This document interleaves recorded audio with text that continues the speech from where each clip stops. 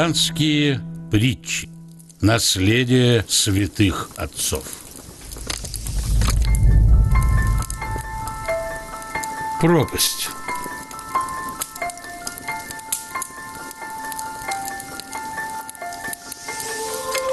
Однажды по дороге шла толпа людей. Каждый нес на плече свой крест. Одному человеку казалось, что его крест очень тяжелый.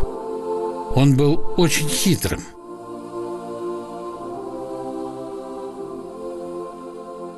Приотстав от всех, он зашел в лес и отпилил часть креста.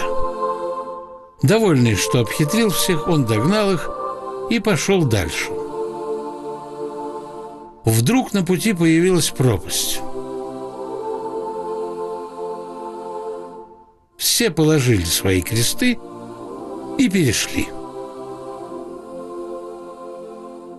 Хитрый же человек остался на этой стороне, так как его крест оказался коротким.